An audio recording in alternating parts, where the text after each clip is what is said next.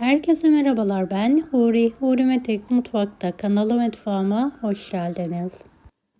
Sizler için pratik, kolay, çöp şişle pişi tarifi hazırlıyorum. Dışı çıtır, içi yumuşacık, harika oluyor. Mutlaka deneyin.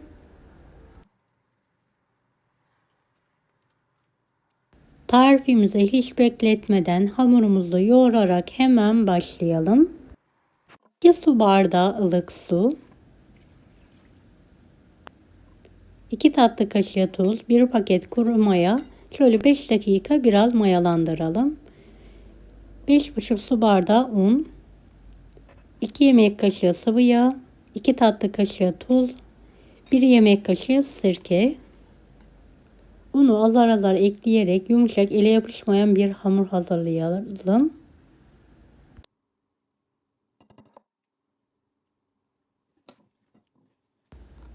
Evet, hamurumuzu toparlanana kadar yoğurma işlemine devam ediyorum.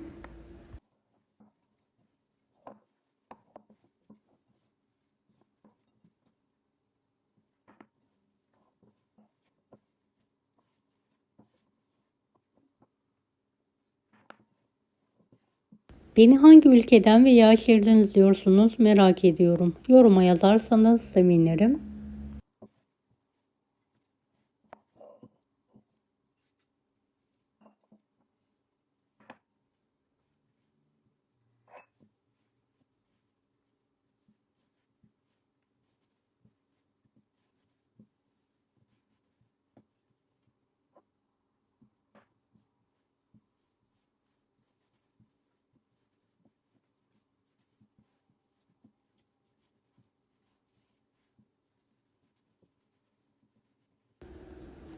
Evet, hamuru pürüzsüz olana kadar yoğurdum.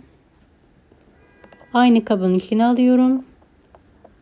Üzerini kapatarak mayalanması için bir kenarda dinlenmesi için bekletiyorum.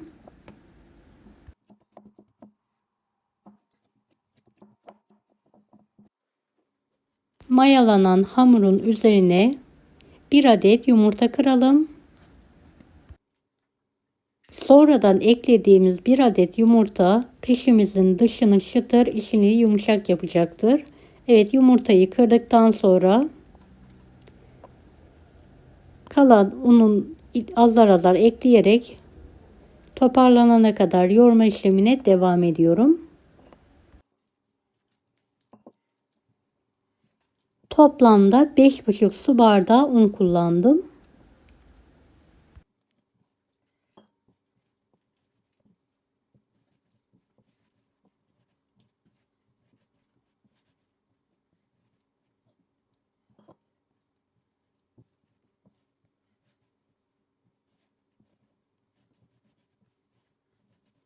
Hamurumu yaklaşık 5 dakika pürüzsüz olana kadar yoğuruyorum.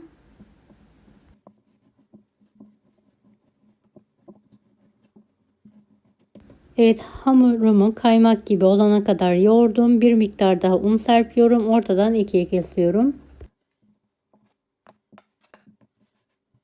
Ceviz büyüklüğünden biraz küçük, fındıktan büyük olacak şekilde bezelere keselim.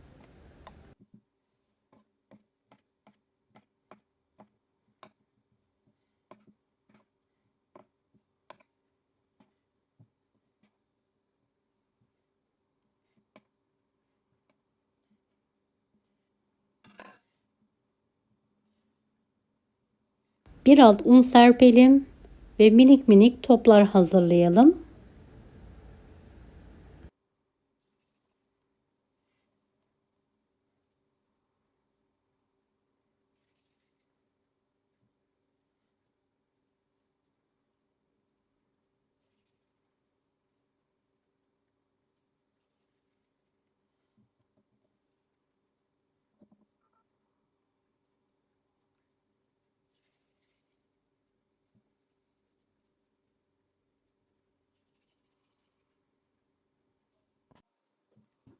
Son bezemi de yuvarlıyorum ve çöp şişe 4 adet pişiyi aralıklı olacak şekilde yerleştiriyorum.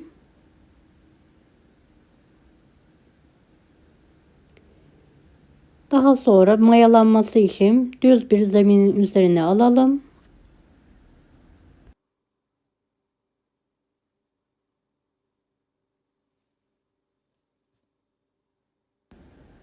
Tek seferde 4 tane pişiyi bu sayede pişirmiş oluyoruz. Pişirmesi gerçekten çok pratik. Pişirmesi kolay, yemesi kolay ve görüntüsü gerçekten muhteşem oluyor. Mutlaka çöp şişle deneyin.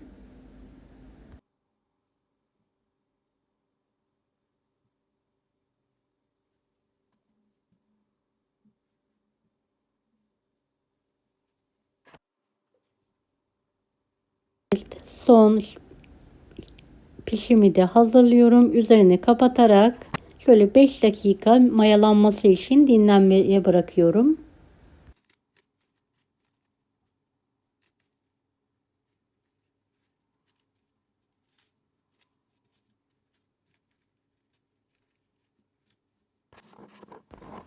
Evet, gördüğünüz gibi çok güzel bir şekilde mayalandılar. Hiç vakit kaybetmeden hemen kızartıyorum. Sıcak yağ pişilerimizi atalım. Üzerine bolca yağ gelmesi için kaşık yardımıyla yağları gezdirerek kızartıyorum. Yağımız yüksek ateşte olsun. Sürekli yağları ata ata pişilerimizi kabartalım.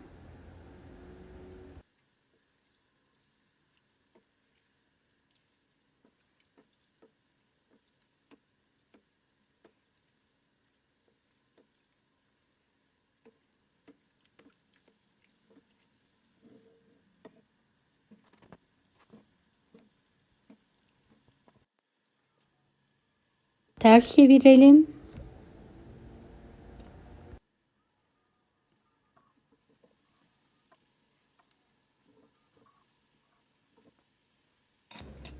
Evet, kızartma işlemine devam edelim.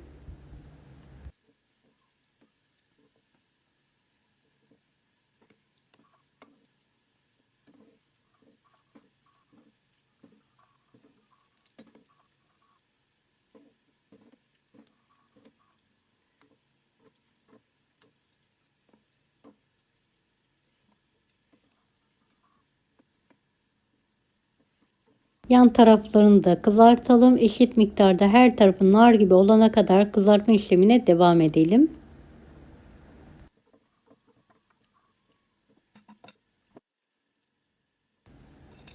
Evet, tavaya diğer pişimi alıyorum. Pişen pişilerin fazla yağını süzerek servis tabağına alıyorum.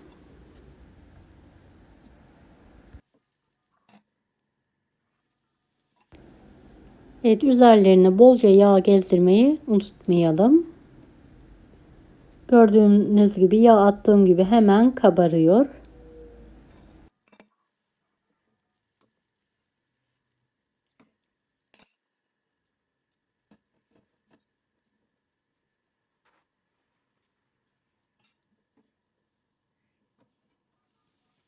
Kontrollü bir şekilde pişirme işlemine devam edelim.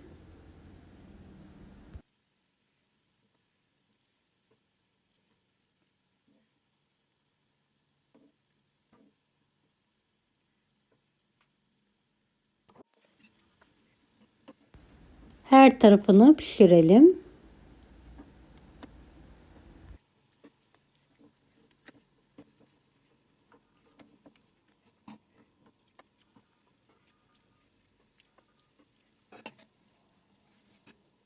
Evet, hamurlarımız bitene kadar aynı işlemi yapmaya devam ediyorum.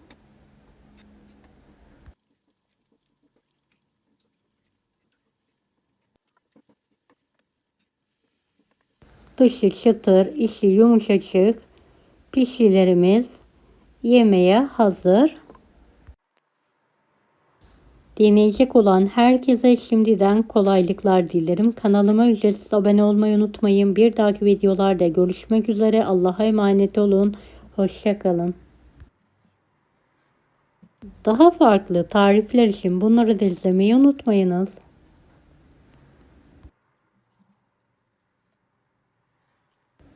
Kolay gelsin herkese.